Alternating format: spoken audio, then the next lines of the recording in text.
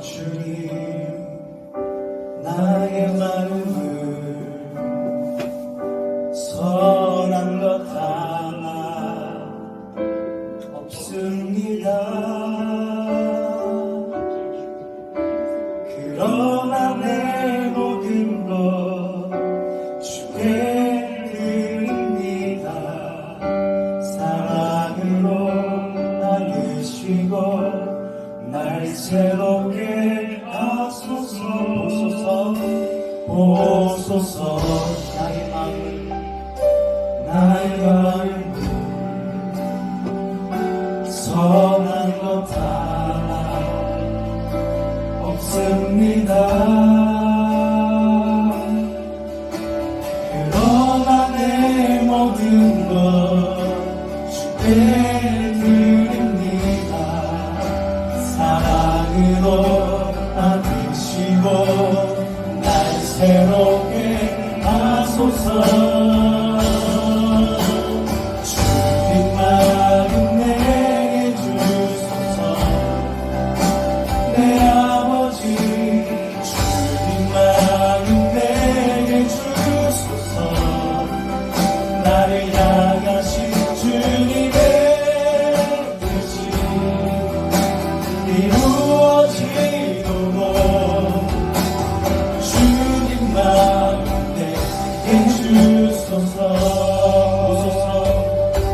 보소서 주님 나의 마음을 선한 것 하나 없습니다.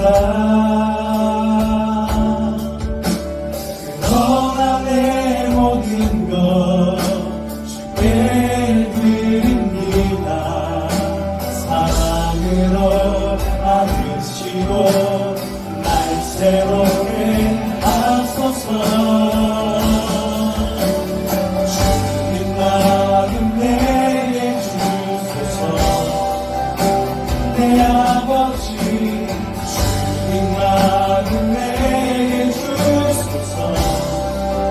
나를 향하신 주님의 뜻이 이루어지도록 주님 마음 내게 주님 마음 내게 주소서. 주님 마음 내게 주소서. 내 아버지 주님 마음 내게 주소서. 나를 향하신 주님의 뜻이 이루어지도록 주님 마음 내게 주소서. 내게 사랑을 가르치소서. 내게 사랑을 가르치소서. 당신의 마음으로 용서하게 하소서.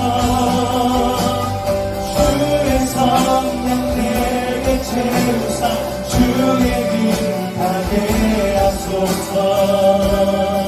주님 관심 마음을 주소서. 주의 성령 내게 채우사 주의 빛 나게 하소서. 주님 관심 마음 주소서.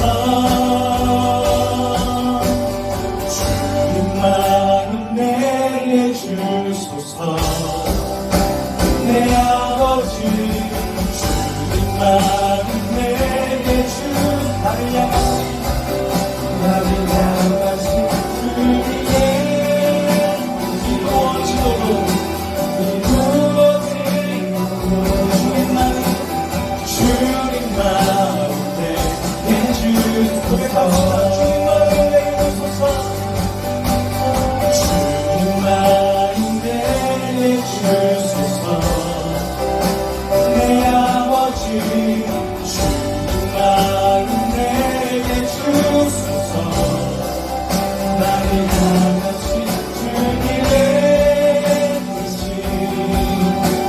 이루어지도록 주님만 내게 주소서.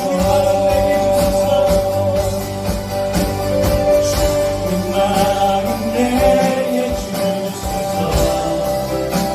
내 아버지 주님만 내게 주소서. 나를 향하신 주님의 뜻이 이루어지도록 주님만 내게 주소서. 주 말씀 향하여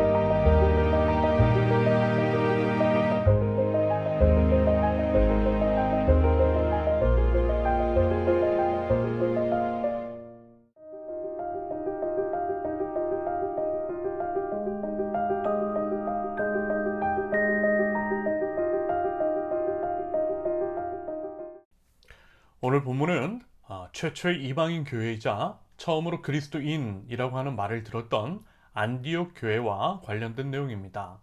주어진 본문을 세 가지로 한번 나누어서 살펴보겠습니다. 첫째, 하나님은 일하신다. 19절에서 21절까지.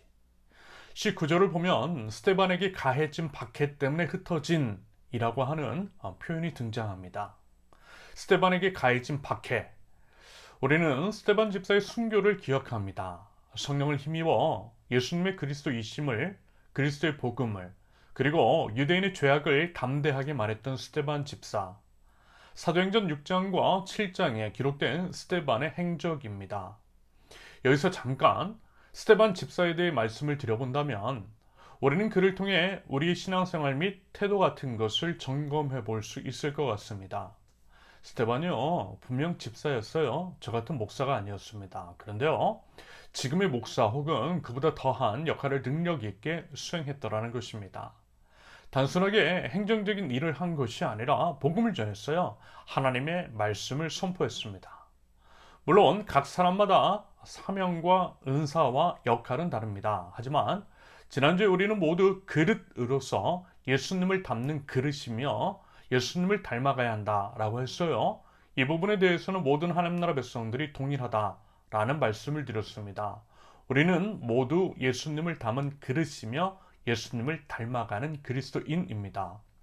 다만 유대인을 위한 것이냐, 이방인을 위한 것이냐, 한국인을 위한 것이냐, 외국인을 위한 것이냐 하는 대상은 다를 수 있다고 했죠. 그런다고 할 때 우리는 모두 예수님을 담는 그릇으로서 예수님을 전해야 할 사명이 동일하게 부여되어 있습니다. 예외 없이 우리는 예수님을 전할 수 있어야 한다라는 거죠. 다시 말해서 스데반 집사가 보였던 그 모습, 즉 사람들 앞에서 예수님이 누구이신지에 대해, 우리가 믿음의 근거로 삼고 있는 성경에 대해, 우리가 믿는 신앙은 무엇인지에 대해서 말할 수 있어야 한다라는 것이겠죠. 비단지 저 같은 목사만이 아니라 모든 믿는 자들이 그래야 한다라고 하는 것. 왜요? 우리는 예외 없이 예수님을 담고 있는 그릇이기 때문입니다. 그런다고 했을 때 여러분 각자 한번 성찰해 보셨으면 해요. 나는 과연 예수님을 담은 그릇으로서 예수님을 전할 수 있는지, 내가 믿는 예수님을 나의 언어로 설명할 수가 있는지, 나는 무엇을 믿고 있으며 내가 믿는 것들을 다른 사람들도 납득이 되게 말할 수 있는지, 그러기 위해 나는 무엇을 알고 있으며 또 알기 위해 어떤 구체적인 노력을 하고 있는지. 여러분, 나의 언어로 표현할 수 없는 것은요, 내가 어쩌면 잘 모르는 것일 수도 있어요. 모르면요, 맹종의 위험성은 높아집니다. 저 같은 목사, 지식을 소유하는 자에게 휘둘릴 수 있어요. 위험한 거죠. 저는요, 목사로서 그런 거 원하지 않습니다. 저는 여러분들이 하나님 나라 백성으로서 주체적으로 신앙생활을 하실 수 있기를 바랍니다. 제 말, 제 입술을 통해 흘러나오는 설교가 다 옳을 수도 없고요, 옳지도 않지만 제 설교에 무조건 아멘 하고 하는 것을 결코 원하지 않습니다. 여러분들이 제대로 아시고 알게 된 그것을 정확하게 표현할 줄 아셔야만 교회가 건강해질 수 있고요, 저와 여러분들의 관계도 건강해질 수 있다고 봐요. 그래야만 교회가 회복될 수 있고요, 회복된 교회를 통해 세상도 회복될 가능성은 커질 것입니다. 그래서 이제 자꾸만 제 설교 외에 검증된 다양한 책들을 살펴보시라고 했던 것이고요, 그것들을 읽을 수 있는 독서 훈련의 차원에서 책도 소개해드리고 선물도 드리는 것이라는 말씀을 드렸습니다.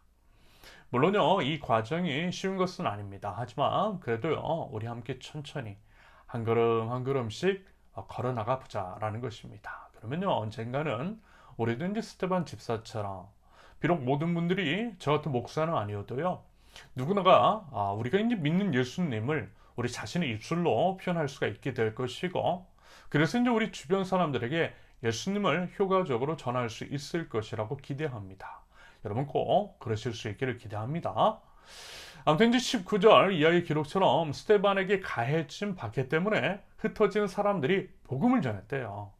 먼저는 유대 사람들에게만 전했는데 그리스 사람에게도 전했다라고 합니다. 이런 식으로 복음이 예루살렘과 온 유대와 사마리아를 넘어 땅끝까지 전해지고 있더라는 것입니다. 그런데요, 그 계기가 뭐라고 기록되어 있죠? 그 인과 관계를 설명할 때 성경은 분명하게 이렇게 언급합니다. 스테반에게 가해진 박해 때문에. 스테반에게 가해진 박해 때문에. 바꿔 말하면 만약에 이제 스테반이 박해를 받지 않았다면, 그래서 이제 만약에 스테반이 죽지 않았다면 성도들이 뿔뿔이 흩어지지도 않았을 것이고요. 그렇다고 한다라고 한다면 여전히 복음은 예루살렘에만 머물렀을 가능성이 큽니다. 그러므로 우리는 스테반과 예루살렘 교회에 닥친 고난을 이렇게 해석할 수 있겠어요. 헨리 나우엔의 말인데요. 지금 나를 고통스럽게 하는 상처가 하나님께서 새로운 창조를 시작하시는 장소이다. 지금 나를 고통스럽게 하는 상처가 하나님께서 새로운 창조를 시작하시는 장소이다. 결국 스테반은 고통스러웠고 스테반의 죽음은 예루살렘 모든 성도들에게 고통스러운 일이었지만 하나님은 그 고통을 통하여서 새로운 창조를 시작하시고 새로운 일을 행하셨다라는 것입니다. 스테반과 예루살렘 교회에 닥친 고난, 고통, 핍박을 이런 식으로 해석할 수 있다는 거죠. 맞아요, 여러분. 우리 개개인이 공동체도 그럴 수 있습니다. 우리에게 닥친 고난, 특별히 이제 주님의 일을 하고 하나님 나라 백성다운 삶을 살다가 당하는 고난이라고 한다면 더더욱 하나님의 일하심을 기대할 수 있겠다라고 하는 생각이 들어요. 하나님은 보이지 않으셔도요, 반드시 일하고 계시더라는 거죠. 그 신실하신 하나님을 신뢰하면 되는 것이겠습니다. 돌이켜보니까요, 제 삶이 그리고 우리 세우는 교회가 세워져가는 과정이 정확하게 그랬더라는 것을 확인할 수가 있었습니다. 오늘 말씀을 준비하면서 하나님께서 이제 저와 우리 세우는 교회의 지난 과거의 삶을 해석해 주시는 거예요. 제가 이제 귀국하기 한 6개월 전부터 어려운 일들을 겪었습니다. 참 심한 말을 많이 들었고요. 별일 다 겪었어요. 저보고 이제 교회를 무너뜨리는 자라고 하는 거예요. 그렇게 이제 저에게 이제 프레임을 씌워서 당회에서 이야기를 하고 권사회에서도 이야기를 하고 그러면서 이제 사람들에게 저는 이제 개인적으로 만나지 말라고요. 공개적인 지시가 임직자 중심으로 교회에서 내려졌습니다. 행정 목사는요, 제 이제 SNS를 사찰했어요. 이런저런 꼬투리를 잡아내더라고요. 내보낼 구실을 찾았던 거죠. 귀에 걸면 귀걸이, 코에 걸면 코걸이. 교회를 살리자라고 하는 취지로 쓴 글을 그들은요, 교회를 무너뜨리자라고 하는 식으로 읽더라고요.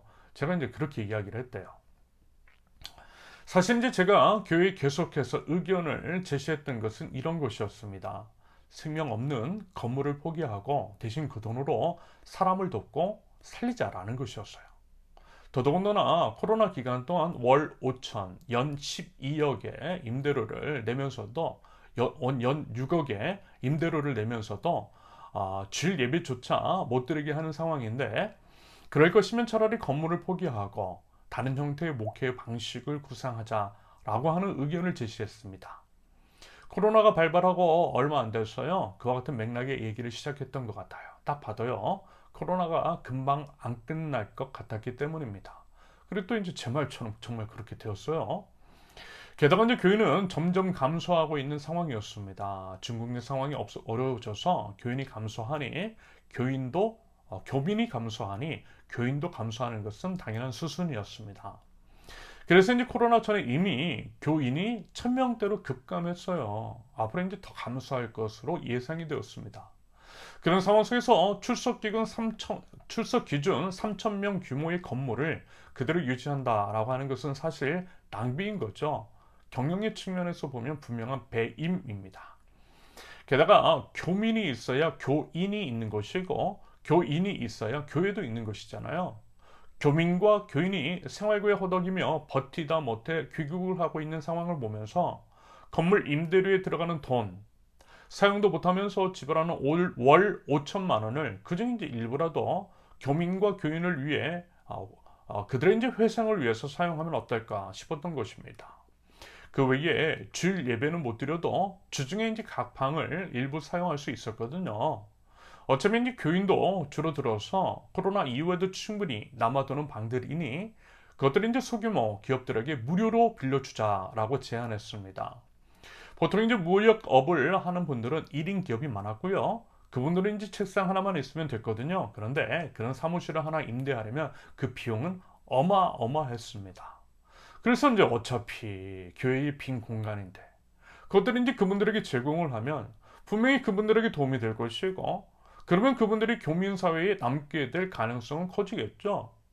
이런 식으로 해서 교회에도 사람들이 남게 되면 이 모든 것들이 결국 교회를 위한 선순환이 될 수 있을 것이라 생각해서 제안했던 것입니다.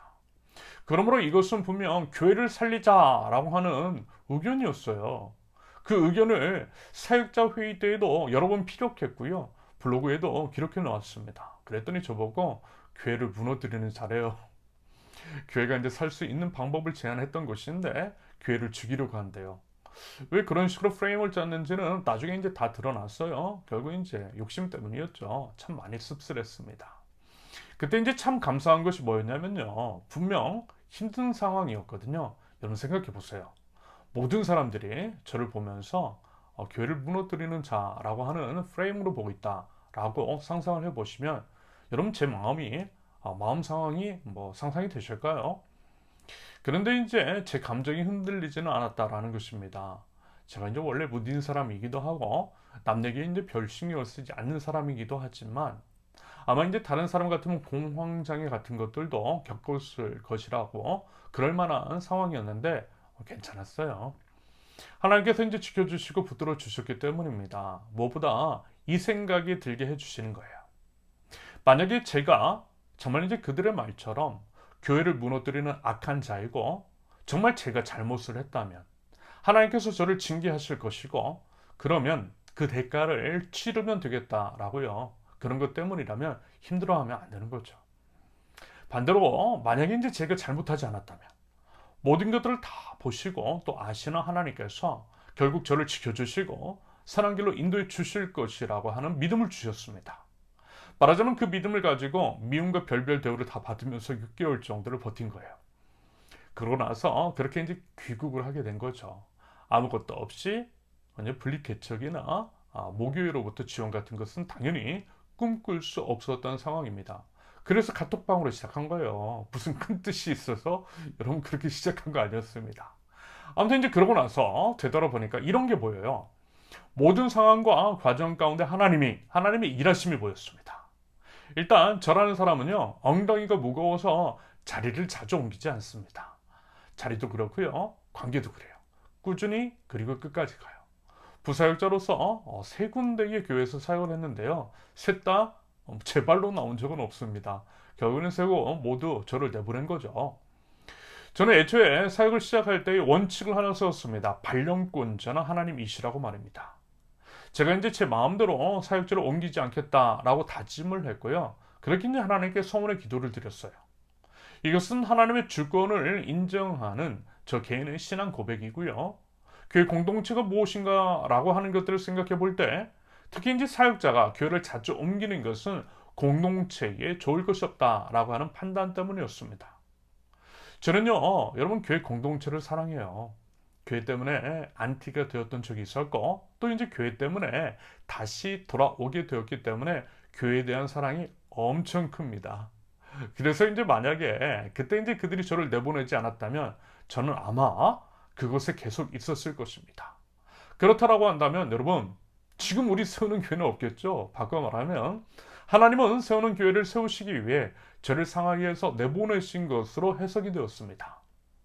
제 반론은 제가 그곳에선 안 나올 테니까 제 성격 다 아시고 제 다짐과 기도도 다 들으셨기 때문에 말하자면 그와 같은 과정을 거치게 하신 것이겠죠. 나가라고 하니 어쩔 수 없이 나오게 해주셨다라는 것입니다. 목사 아들로서 죽어도 목사는 안 하겠다라고 했던 저를 목사하게 해주신 하나님께서 개척교회 목사 아들로서 죽어도 개척교회는 못하겠다라고 버텼던 저를 개척할 수밖에 없는 상황으로 몰아가신 것 같아 보였습니다. 아직도요, 생생하게 이 말이 기억나요. 어차피 너는 나한테 연락이 오게 되어 있어. 네가 부사역자로 가든 담임 목사 청빙을 받든 네 앞길은 나한테 달려 있어. 그러니까 이제 조용히 나가라는 말이었어요. 본인이 나가라고 했다라고 하는 말은 하지 말라는 것이었습니다. 그 말 듣고 딱 이 생각이 들었어요. 개척밖에 없겠구나. 개척밖에 없겠구나. 그래서 이제 미련 없이 개척을 결정한 겁니다. 개척밖에 없었으니까요. 초대교회 성도들이 예루살렘에만 있으려 했고 이방인에게는 절대 이제 복음을 전하지 않으려고 했는데 스데반에게 가해진 박해 때문에 그 고집 다 꺾고 예루살렘 밖으로까지 심지어는 이방인에게까지 복음을 전하게 되었던 것처럼 말입니다. 여러분, 믿음은요 해석이라고 하잖아요. 이렇게 해석이 되는 거예요. 그 당시에는 몰랐는데 지나고 나서 생각해 보니까 이렇게 해석이 돼요. 해석이 되니까 또 이해가 돼요. 제게 이제 상처를 줬던 사람들로 미워하거나 원망하지 않게 되었어요. 우리 이제 그들 때문에 이제 세우는 교회가 시작될 수 있었으니까요. 말하자면요, 그들도 우리 세우는 교회가 시작하는데 큰 역할을 한 것입니다. 다만 이제 안타까움은 있죠. 그리고 이제 그들은 하나님께서 알아서 하실 것입니다. 그래서요, 그들에게 감정을 쏟는데 제 삶을 낭비할 필요는 없겠죠. 오늘 이제 하나님께서 저를 이렇게 한국으로 우리 이제 세우는 교회를 인도해 주시고 또 우리 세우는 교회 식구들과 함께 할 수 있도록 길을 열어 주셨으니 열심히 이곳에서 하나님의 말씀을 전하며 마땅히 제가 해야 할 사역을 해나가면 되는 거 아닐까요? 스데반에게 가해진 박해 때문에 흩어진 사람들이 여기저기 그리고 이제 마주하는 모든 사람들에게 심지어는 이방인들에게도 말씀을 전했던 것처럼 말입니다. 저는 이것이 하나님의 뜻이고 믿음의 해석이라고 생각합니다.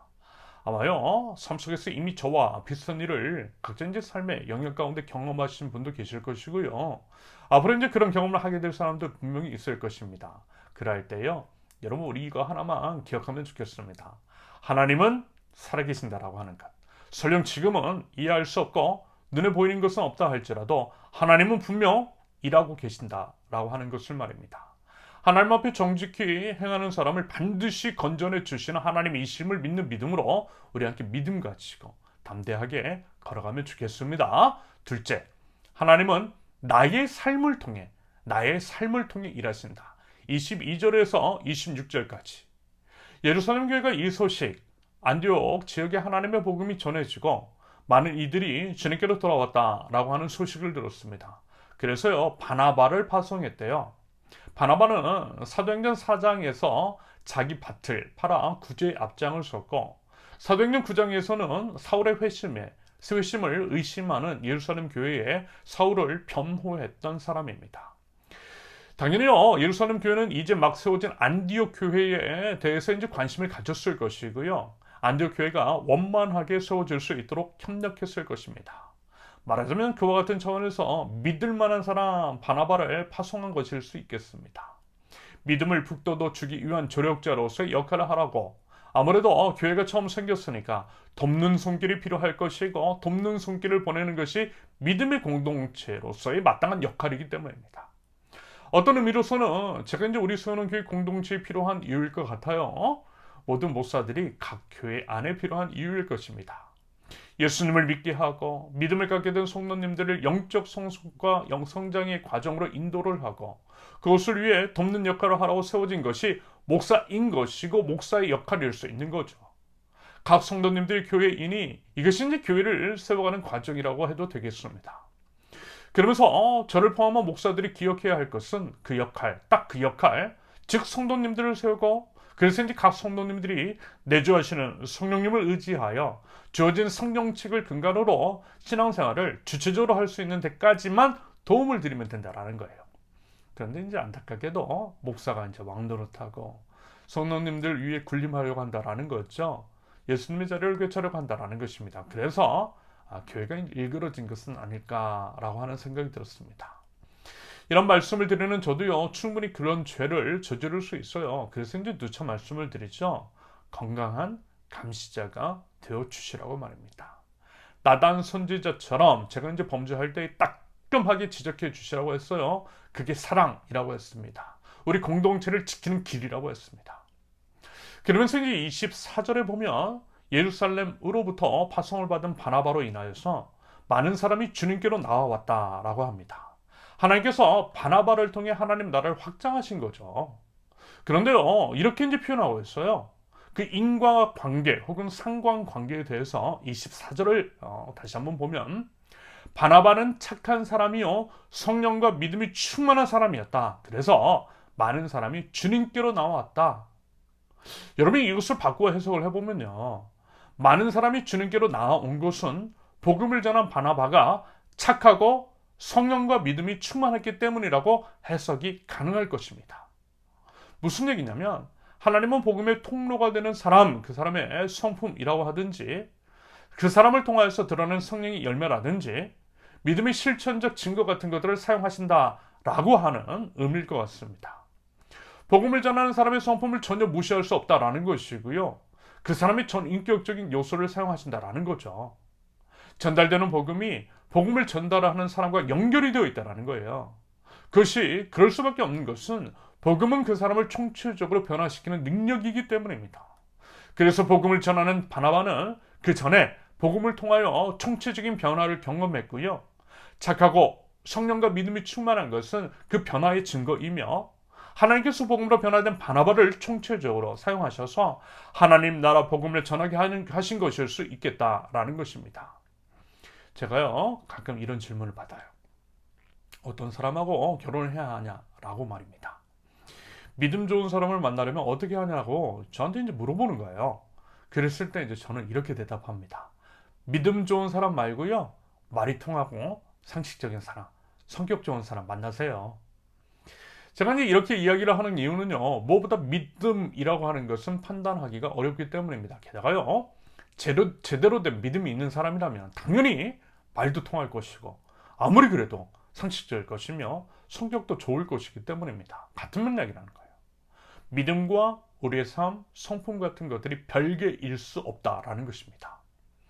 이런 맥락에서 여러분 자꾸만 이렇게 말씀을 드리는 것입니다. 사람의 입만 보지 말고요. 삶을 보시라고요. 최근에 있었던 김호중 씨 찬양 간증 집회하고 다녔잖아요.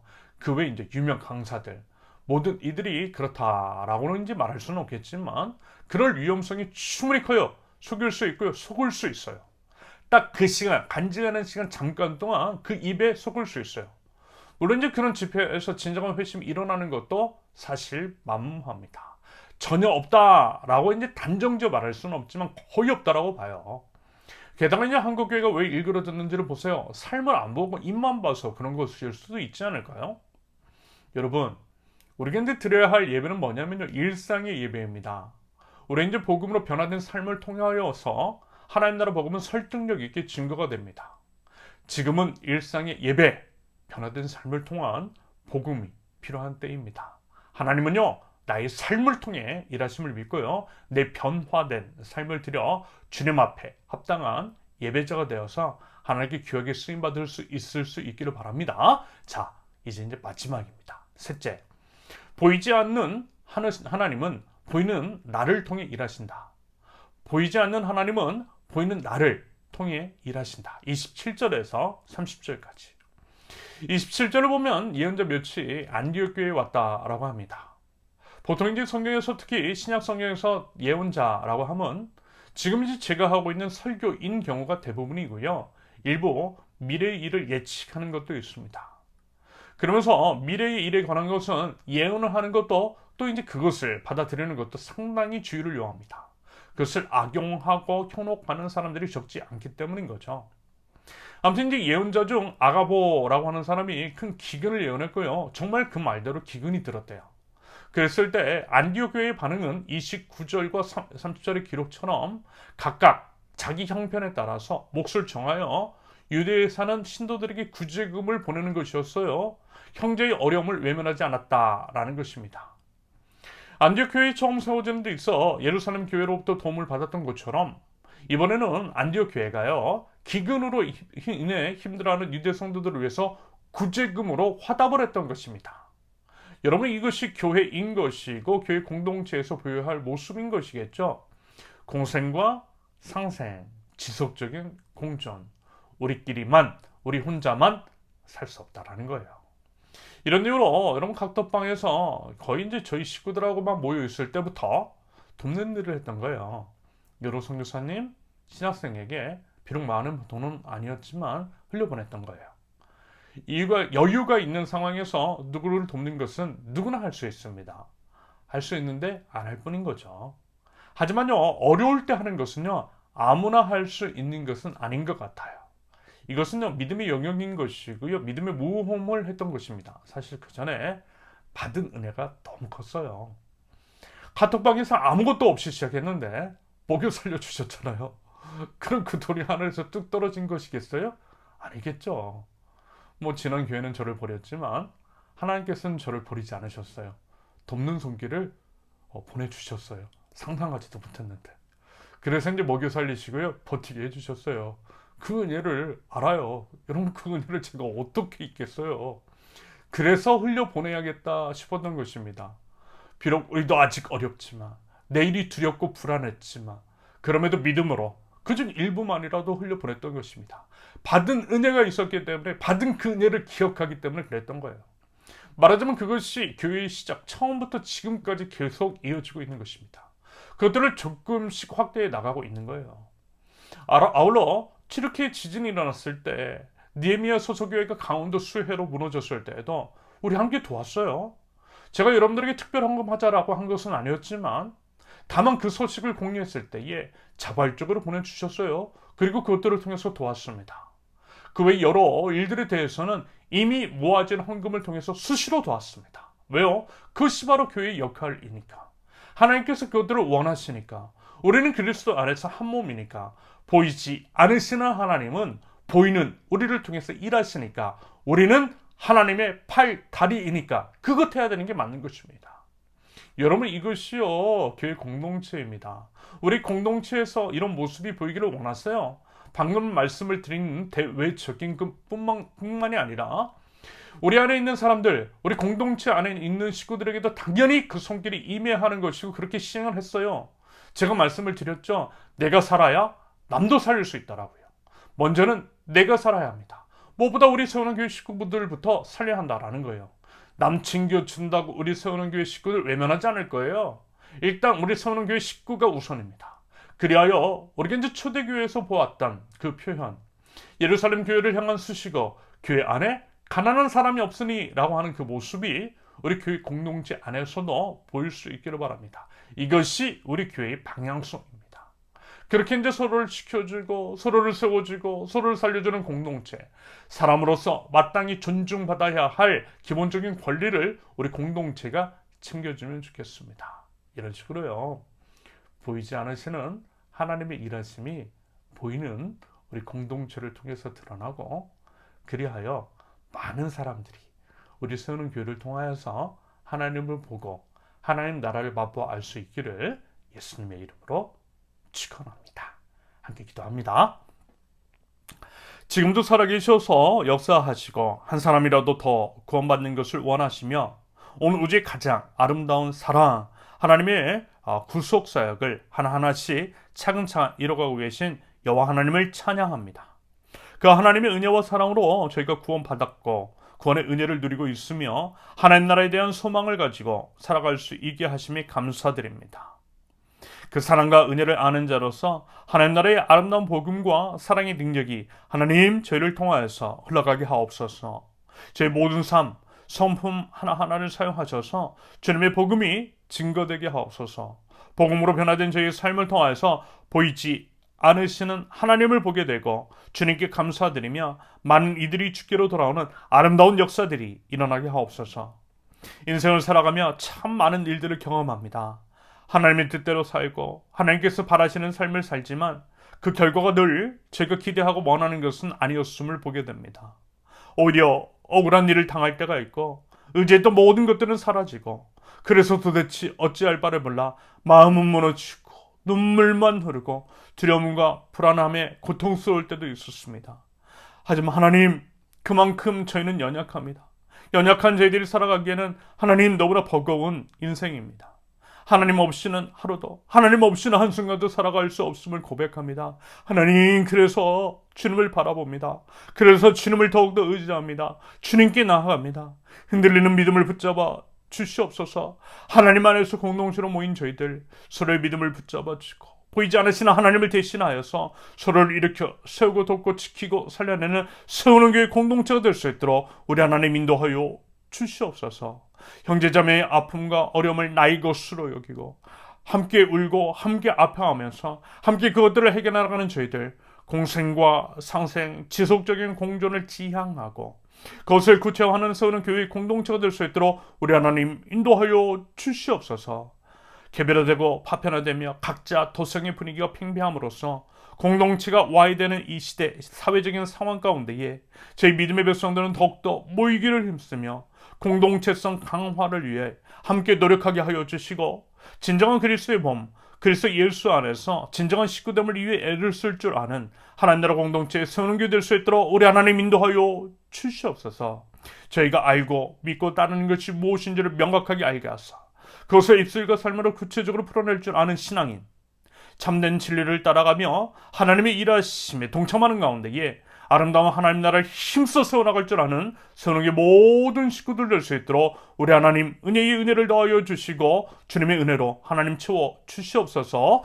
이제는 우리 주 예수 그리스도의 은혜와 아버지 하나님의 극진하신 사랑과 성령님의 교통하심이 하나님의 일하심을 기대하며 나아가되 하나님께서 우리 자신을 통해 일하실 수 있도록 우리 자신을 내어드리고 깨끗하게 준비가 되며 하나님의 시선이 머문 곳에 기꺼이 손과 발을 옮길 줄 아는 하나님의 백성들, 우리 선흥교회 모든 권속들 위해 이제부터 영원토록 함께 하시기를 간절히 축원합니다. 아멘. 감사합니다. 모든 예배를 마쳤습니다. 이번 한 주도 하나님 안에서 우리 그리스도의 향기를 품어낼 줄 아는 아름다운 하나님 나라 백성들 모두 되실 수 있기를 바랍니다. 감사합니다. 사랑합니다. 축복합니다.